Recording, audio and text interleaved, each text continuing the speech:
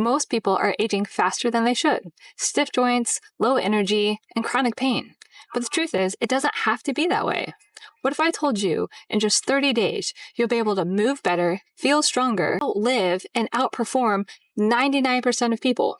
And it's not a simple quick fix. It's proven strategies with simple habits that you add daily. Hi, I'm Dr. Jess. I'm a physical therapist, and for the last 20 years of my life, I've been focused on longevity, which means adding years to my life and life to my years. Over the next 4 weeks, what I'm going to do is I'm going to share with you what's not only worked for me, but also what I do with my patients every single day.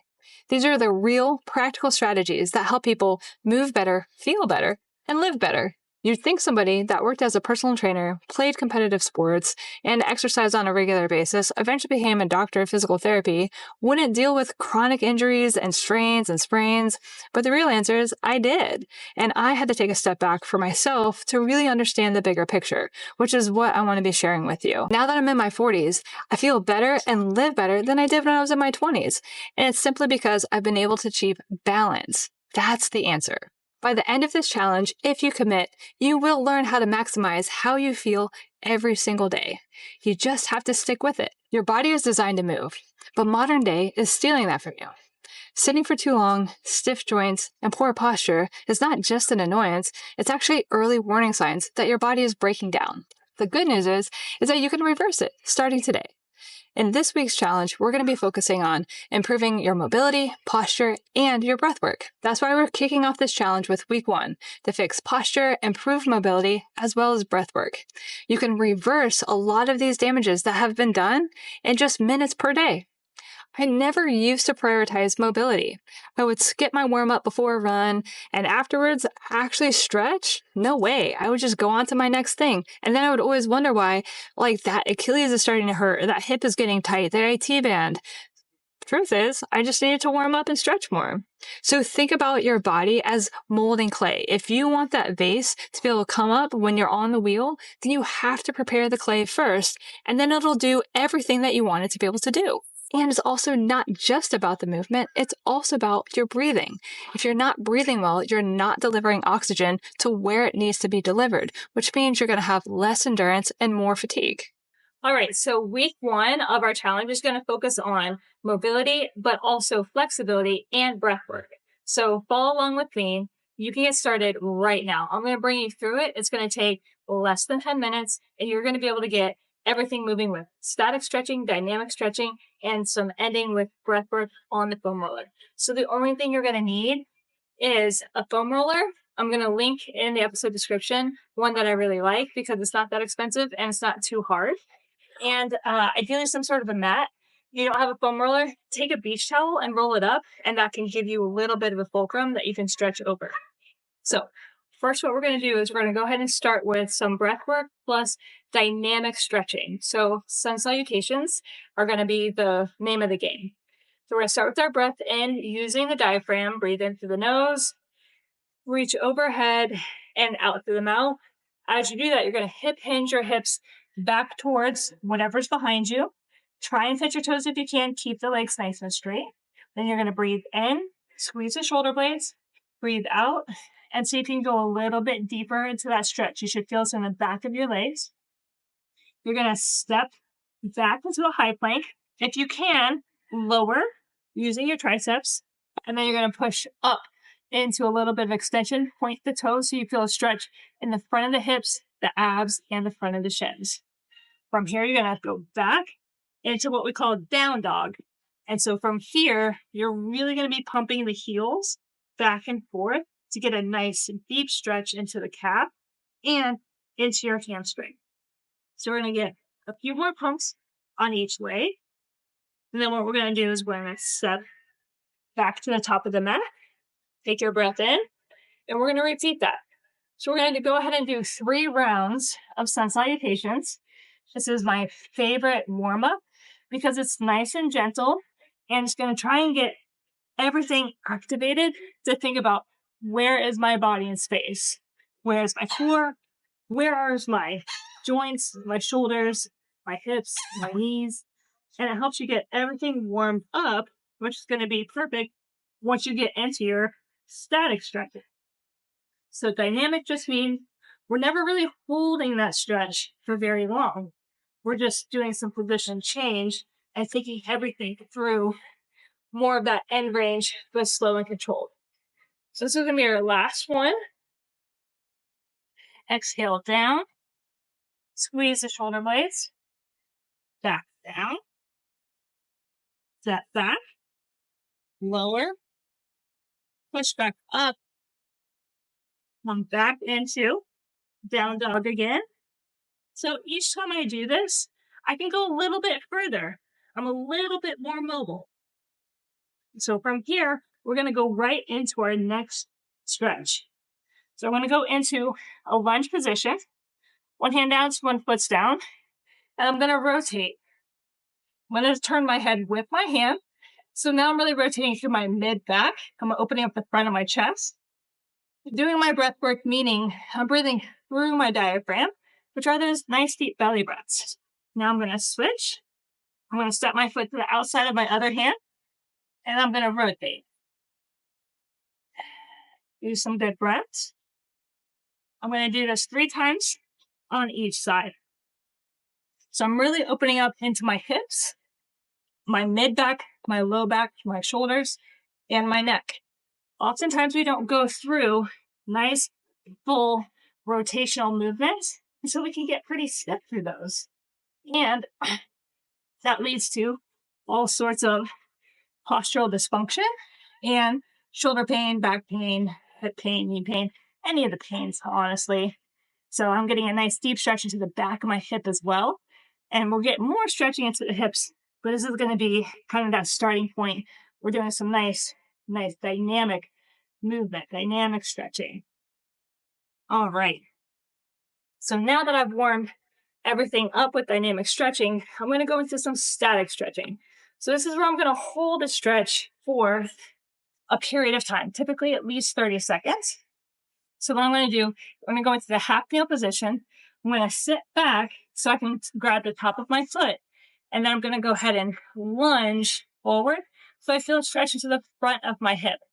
I am not pulling really hard with my arm to bend my knee as far as I can. I really want to make sure that I open up the front of the hip first. Then, if I don't feel a good stretch into the quad, now I can go ahead and pull a little bit more to get a bigger stretch into that quadricep. From here, once I'm all set up, I'm nice and stable, I can go ahead and do a reach across. So this is going to kind of open up into the abdomen and outside of the hip. So now I'm getting abdominal stretching, the stretching to the hip flexors, to these lateral hip muscles, and my quads, all with one nice long static stretch. So I want to hold this and really make sure that it feels comfortable. It should be moderate intensity. It should not be maximal intensity by any means. It shouldn't hurt. And I shouldn't have knee pain. I shouldn't hurt anywhere. And the same thing, I'm always focusing on my breath while I'm doing my stretching, because it's going to make sure that I'm not tensing through my shoulders or really like having any point of tension that's not in the stretch itself. So it just kind of helps you with that intentionality of what you're trying to accomplish. So I'm going to go ahead and switch to the other side. So I'm going to sit, as I grab, I'm going to sit back to grab my foot.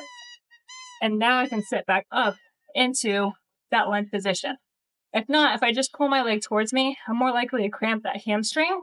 And that's just not fun. So if it does happen, just let your leg relax, straighten it out all the way, and that should make that hamstring cramp go away. Now that I'm nice and stable, I'm going to lunge a little bit deeper.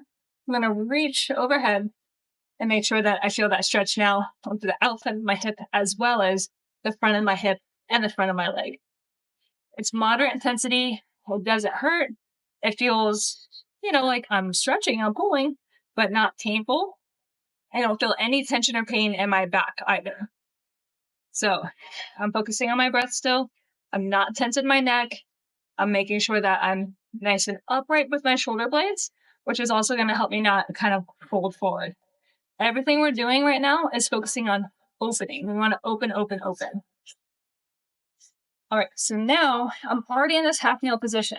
So I can get stretching into the back of my leg while I'm here. So I'm going to straighten out one heel. I'm going to sit my hips back towards whatever's behind me. And it's not about trying to like touch your toes or anything like that. You really want to sit back so you feel a nice strong stretch, but don't try and like roll the back. Seat the hips back. From here, I feel a really nice strong pull. I'm going to go ahead and hold that. And it's just about holding it for a duration of time, at least 30 seconds to a minute, to really open up the back of the leg. This is like, these muscles get so tight because when we sit, our knees are in a 90-degree angle. And so the hamstring loves to shorten when it does that, but the hamstring attaches to your sit bones. And so when it gets tight, it pulls those sit bones underneath you and it flattens that curve in your low back, which gives you less spring in your spine. So now you're overall going to be less resilient to walking, running, doing like anything that involves impact in your life. So I'm going to switch sides because we want that spring. We want that curve in our back. So I'm switching sides, same thing. I'm just going to sit my hips back behind me and feel a nice strong stretch into the back of my leg. It feels comfortable, moderate intensity. I'm not focusing on having to touch my toes or anything like that. I'm just focusing on how I feel in the moment and not pushing past my limit. So if we think about the back of the leg is going to be nice and stretched. I already stretched all the way through the front of my leg. So that's really awesome. And I really haven't done much position change. I'm taking up very little space. I could do this in an office. I could do this in a bedroom. I can do it in a playroom, in a hotel room. It really doesn't matter. So that's the beauty of this mobility program is you're going to be able to open everything up and you're not going to need much to be able to do it effectively. All right. Now I haven't stretched my hip rotators yet. So this one, what I'm going to do is I'm going to be lying on my back. I'm going to cross one leg over. I'm going to grab my knee and my ankle. I'm going to pull towards my opposite hip. I could also grab behind my leg and do it this way. It's whatever feels more comfortable to you. I kind of prefer doing it this way so I can kind of customize how much I push that hip across versus forward. And then I'm going to hold that stretch again for a good 30 seconds to a minute, just so I feel nice, strong stretch into the back of the hip. These muscles, when they get tight, they also will start tugging on the hips and not allowing you to move through the hips when you're like doing pivot turns, quick position change, things like that. I'm going to switch sides. And so what that means is you're going to be more likely to muscle your way through activities like a pivot turn, or like if you're going to push off of one leg to run in another direction, then you're going to be pulling with your back more likely, which just leads to recurrent strains. And it really isn't necessary at all. So I'm feeling the stretch, not pinching in the front of my hip. If it's pinching in the front of my hip, you've got to kind of play with that angle so that it doesn't pinch. You want to feel this in the back of the hip. A nice strong pull, not more than that. So moderate, nothing's painful. So now that I've stretched those, I'm going to do a little bit of work with my hip mobility. And this is one that can get pretty stiff on people. So both knees, what you're going to do is you're going to rock them all the way out to the side. So you're going to try and get them to touch the ground. And then we're going to switch directions and we're going to rock them the other way. So as we rock back and forth, we're having the hips have to rotate in order for the legs or the femurs to be able to drop down. So this can be a really good way to maintain some of the mobility in the hip joints themselves versus what I just showed you with the hip rotator stretch is working on the muscles themselves. So this is going to be more of a joint thing versus a muscle thing. So if you can't go all the way down and touch the ground right now, that's okay. Just get started with what you can do, and then you want to go ahead and just continue to open them up as you're able. All right, so again, 30 seconds to a minute, something like that. Doesn't have to be perfect by any means. Just kind of base it on how you feel. As it starts to loosen up and free up, then move on to the next thing. All right, so now, foam roller. These are going to be the last couple things, because I really haven't done a whole lot to open up my chest or shoulders yet. And so I don't want to end my mobility without doing that. So I've got the foam roller underneath my tailbone. I'm going to lie back, and my head is also going to be on the foam roller. My feet are always bent. That keeps my spine nice and straight. From here, I want to open up my mid-back and my shoulders. So one of my favorite ways to open up my mid-back is to start with some overhead motion, because my mid-back actually has to extend as my shoulders go through the very end range motion. So this is going to be the perfect way to keep your mid-back from getting stiff, but also to make sure that you maintain that shoulder range of motion and shoulder flexibility to be able to reach overhead, whether you're just wanting to get a plate off of a shelf, or if you're wanting to actually push and push weight over your head. You need to have that mobility without strain in the neck. So another common thing that I see in the clinic is when people don't have good shoulder range of motion, then they're going to strain the muscles in their neck, especially their upper traps, because they're reaching like this instead of with the shoulder itself. So a bit 10 or 15 times. Exhale, feel the stretch in the mid-back, let the shoulders move as far as they can comfortably, and then return back to start. Then I'm going to end my fungal mobility routine with a pec stretch. So you can start with the elbows straight. If you have the range, bend the elbows and really externally rotate the arms and allow the opening of the shoulders to happen. So you should feel a good strong pull in the front of the chest when you do this. Then we're going to end with this stretch with adding some diaphragmatic breathing, meaning I'm going to really work on my belly breaths. I'm going to breathe in and fill my belly with air. And that's going to help me not use all of these muscles to do all my breathing, because I don't inflate my lungs as well when I use these muscles to breathe instead of these muscles to breathe. So I do my breath work with my pec stretch because it's more efficient. So I breathe in, now.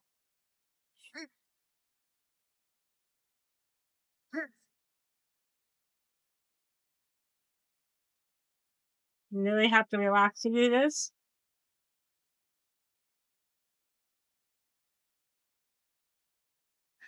And it pretty much forces the tension in your body to just go away.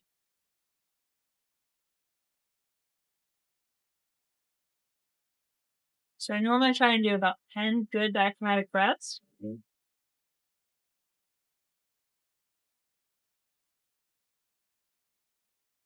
So it's like a great thing to do at the end of a run, at the end of a workout, or even just like at the end of the day. I love doing this before I go to bed.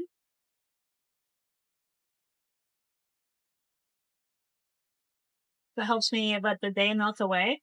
But it also helps me get all that tension just from like being upright and sitting and reaching. It helps me get all of that tension in the muscles to just chill out as well.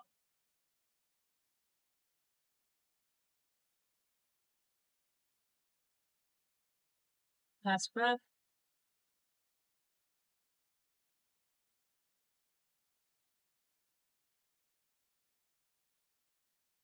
All right. So as you can see, if you go through a mobility program like this, where you're really focused on opening the front of the body, the back of the body, and the sides of the body, if you continue to do this on a daily basis, it doesn't take much time. It's a great way to start your day or end your day. I mean, heck, you could do it 2 times a day. That's totally fine. You don't have to, but you will be able to open everything better.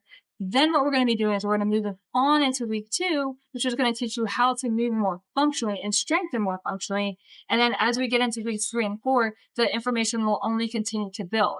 So you're going to see how just doing a little bit of time each day is going to give you this big picture of the balance that we need for our bodies to have optimal functioning. So if you want to see just this part of the video where we just take you through the routine, and you don't have to see the front part of it, then make sure to hit subscribe. And we're going to have that for subscribers only. It's going to be the same thing for weeks 2, 3, and 4. And if you want to have a printout of this, like just like a free printable PDF, check out the link in the episode description, because we're going to have something that you can download and it'll kind of help you stay a little bit organized with this 30-day challenge, because you don't want to forget oh yeah, I did it for 3 days and then I forgot. Well, it doesn't continue to work if you don't do it on a daily basis. This is going to be part of lifestyle change and showing you that each small step really culminates at the end of the 30 days into truly understanding how you can put this into your everyday life. All right, everybody, make sure to leave a comment if you have a question or what you might want to learn with next.